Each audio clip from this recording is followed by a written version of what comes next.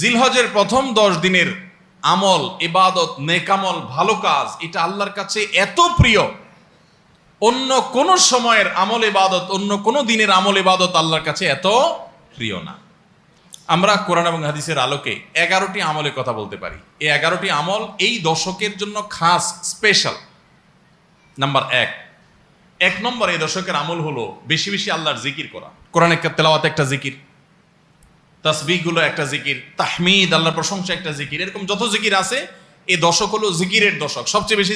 এই দশকের দ্বিতীয় আমল হলো বেশি বেশি নেক আমল করা। অন্য সময় আপনি নামাজে টুকটাক গাফলতি করেন, কিন্তু এই দশকে মোটেই করবেন না। অন্য দশকে আপনার ফজরের জামাত একটু মিস হয়, এই দশক মোটেই করবেন না। আগে থেকে ইহতিমাম থাকবে যে এই দশক কোনোভাবে ইবাদত থেকে আমি যেন দূরে না থাকি। 4 নম্বর আমল হলো যাদেরকে আল্লাহ তাআলা সামর্থ্য দিয়েছেন তারা হজ করবেন। এটা হলো 4 নম্বর আমল। 5 নম্বর আমল হলো যাদেরকে আল্লাহ সামর্থ্য দিয়েছেন